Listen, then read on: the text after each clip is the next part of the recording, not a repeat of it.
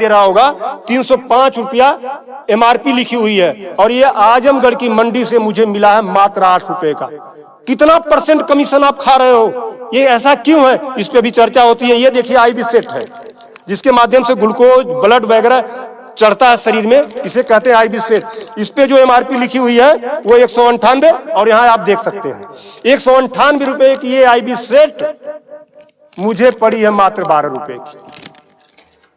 फिक्स्टर we go set लगाने के बाद जो उस पर टेप लगाया जाता है, यह मुझे पड़ी है 6 से 7 रुपए की, और इस पे एमआरपी 71 रुपया 50 पैसा। यहां भी आप देख सकते हैं। मैं इसलिए आपके बीच आया हूं। इसी प्रकार से बहुत सारे हजारों 2-3 हजार दवाएं ऐसी हैं जो 100 रुपए की दवा है 3000 की बिकती है। बाइकिल धागा, जब आपका ऑपरेशन होता है, जिससे आपका सिला जाता है, वह 150 रुपए का आता है, उसकी एमआरपी 1045 रुपया आप यहां देख सकते हैं। उसी प्रकार से लंग एक्सरसाइजर 150 रुपए का आता है, जिसका प्रिंट रेट है 690 रुपया। बुखार में जो पैरासीटामॉल की जो बोतल आती छोटी सी, वो 50 रुपए की आती है, और उसकी एमआरपी यहां आप देखें, एमआरपी 522 रुपया है। कमर की बेल्ट जो 100 रुपए की आती है, उसे 500, 600, 700 रुपया प्रिंट। और तो और जब किसी की हड्डी टूटती है तो जो राड पड़ता है, राड अधिकतम रेट राड का 500 से लेके 1500 रुपया तक, अलग अलग वैरायटी है, 500 से 15 तक, लेकिन आपको 5000 से 20,000 रुपया, 25,000 रुपया चार्ज किया जाता है। आपके दिमाग में आ रहा होगा कि अरे भाई डॉक्टर लगा रहे हैं, तो उसको देखिए, डॉक्टर जब आप अस्पताल में भर्ती होते हैं तो बेड चार्ज अलग, नर्सिंग चार्ज अलग, जांच की फीसें अलग, वो सब चीजें करने के बाद 1500 रुपए की चीज खरीद कर आप 20-20 हजार का बेच रहे हो। तब मैं आपके बीच कहने आया हूं कि साथियों, उसी प्रकार से बहुत सारी दवाई हैं। 100 रुपए की दवा, एक दवा मैं देखा, ला नहीं पाया उसको, 100 रुपए की दवा, उसकी एमआरपी 2000 रुपया लिखी हुई थी। हजारों दवाइयां हैं, आपके साथ आपको लूटने का काम कर रहा है। मुद्दा ये नहीं है, मुद्दा ये नहीं है कि इस पे 305 का प्रिंट छपा हुआ है।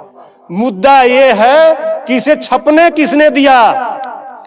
जिसे हमने चुनकर भेजा, क्या वो दलाली खा रहा है, कमीशन खा रहा है?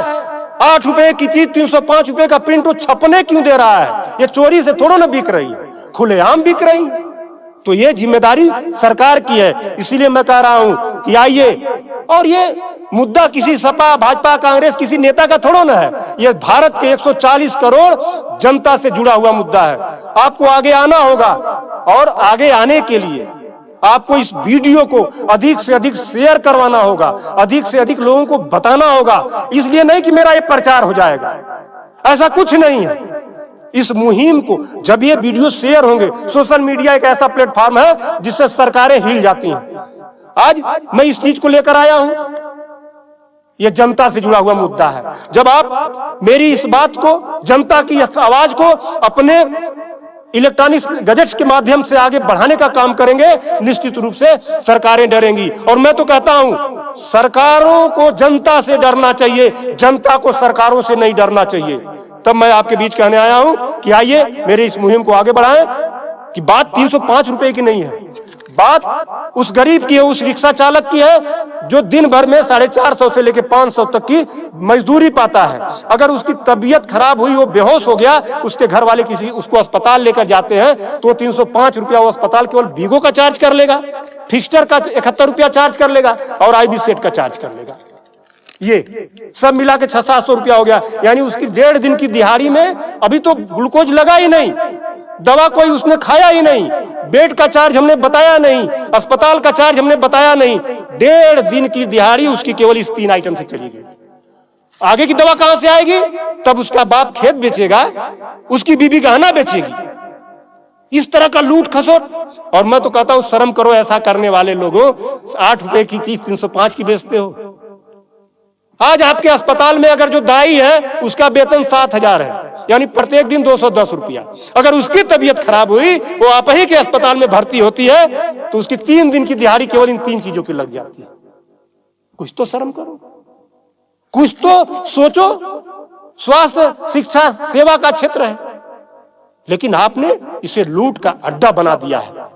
सरकारों के मिली भगत से ऐसा हो रहा है। तो मेरा निवेदन है आप लोगों से कि इस वीडियो को अधिक से अधिक शेयर करें ताकि